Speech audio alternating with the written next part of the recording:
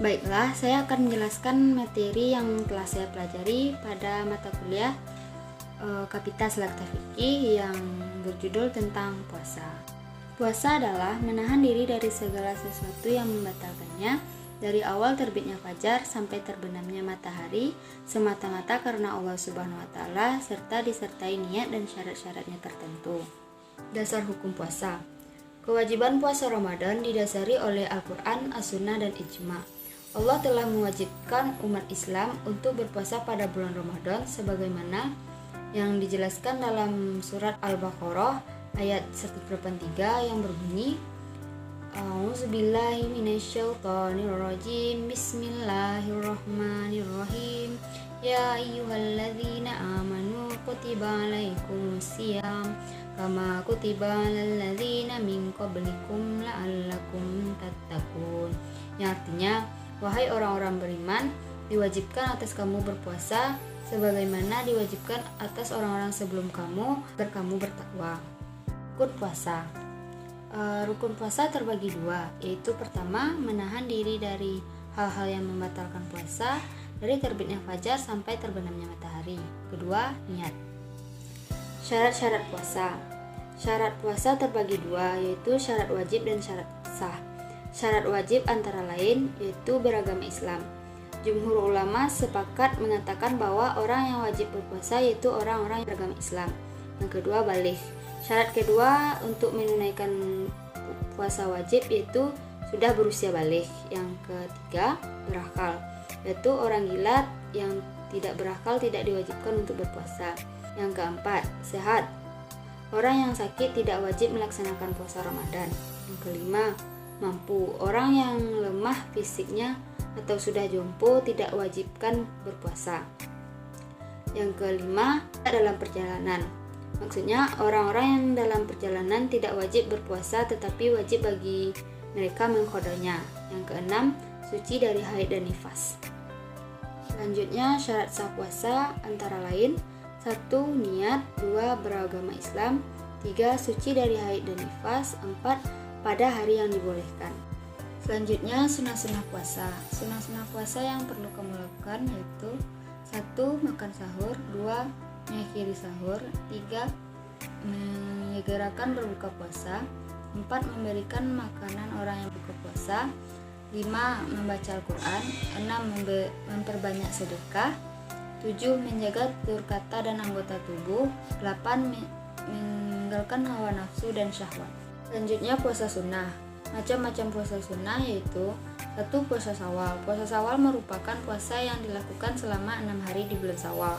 2. Puasa sunnah Senin Kamis, yaitu puasa yang dilakukan pada hari Senin dan di hari Kamis.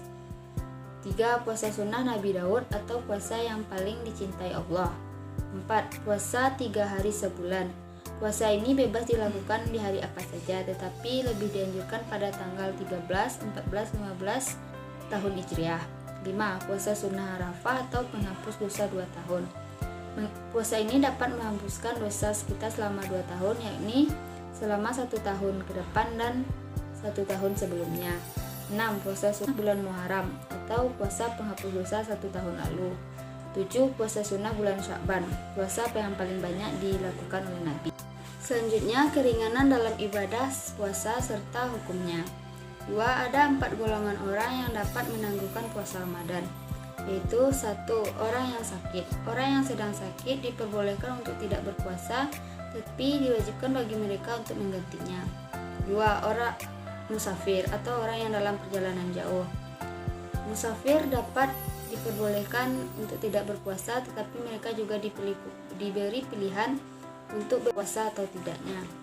3. Orang yang sudah tua renta atau dalam keadaan lemah. Orang ini diperbolehkan untuk tidak berpuasa, tetapi wajib bagi mereka membayar fidyah. 4. Hamil dan menyusui. Hal yang terjadi pada ketika hamil yaitu mereka diperbolehkan untuk tidak berpuasa, tetapi wajib bagi mereka untuk menggantinya.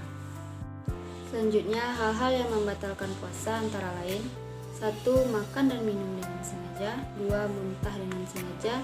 3. Suntikan yang berisi sari makanan. 4. Keluar darah haid dan nifas. 5. Keluar madzi dan mani dengan sengaja. 6. Murtad atau keluar dari agama Islam. 7. Melakukan hubungan seksual. 8. Gila. 9. Berniat berbuka puasa. Selanjutnya qada. Qada adalah mengganti utang puasa dengan berpuasa di kemudian hari. Qada puasa berlaku bagi mereka yang meninggalkan puasa Ramadan dan masih memiliki kemampuan untuk berpuasa di kemudian hari. Misalnya, orang yang sakit, mereka tidak berpuasa pada bulan Ramadan, tetapi wajib bagi mereka mengqada puasanya. Selanjutnya, puasa kafarat. Puasa kafarat adalah puasa untuk mengganti denda yang wajib ditunaikan yang disebabkan oleh suatu perbuatan dosa yang bertujuan menutup dosa tersebut sehingga tidak lagi pengaruh dosa tersebut baik di dunia maupun di akhirat. Adapun pelanggaran yang dilakukan seseorang sehingga ia harus membayar kafarat adalah yaitu 1. Orang yang berhubungan badan di siang hari pada bulan Ramadan. Kafarat untuk itu adalah berpuasa selama 60 berturut-turut. Jika tidak mampu maka harus memberikan makanan kepada 60 orang miskin. 2. Membunuh seorang muslim dengan sengaja. Kafarat untuk itu yaitu memerdekakan hamba beriman. Jika tidak mampu maka harus berpuasa selama 2 bulan berturut-turut. 3. Seorang suami yang melakukan sihar. Kafarat untuk itu yaitu memerdekakan hamba, namun jika tidak mampu harus berpuasa selama 2 bulan berturut-turut. 4. Bersumpah lantas dengan sengaja ia melanggar sumpahnya. Yang kelima, seseorang yang sedang ihram namun membunuh binatang buruan baik itu halal maupun haram. Selanjutnya, fidyah. Fidyah adalah sesuatu yang wajib dibayarkan dalam bentuk harta dan lainnya yang digunakan manusia untuk menebus dirinya. Penebusan itu dilakukan karena seseorang yang bersangkutan meninggalkan ibadah yang disebabkan oleh musyaqqah atau merasa berat. Namun, orang yang mendapatkan kelonggaran untuk tidak berpuasa, maka mereka wajib membayar fidyah tersebut. Antara orang-orang tersebut antara lain: 1. Manusia lanjut usia yang tidak kuat lagi berpuasa. 2. Orang sakit yang tidak ada harapan untuk sembuh lagi. 3. Buruh pasar yang tidak kuat bekerja apabila berpuasa. 4. Wanita hamil dan menyusui dan takut jika berpuasa akan berbahaya pada dirinya dan bayinya.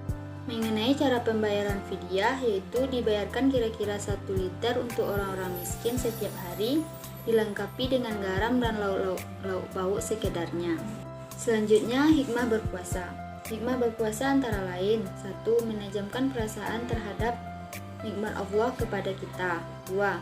Melatih diri dalam mengendalikan hawa nafsu, syahwat, baik itu syahwat perut dan ataupun syahwat seksual.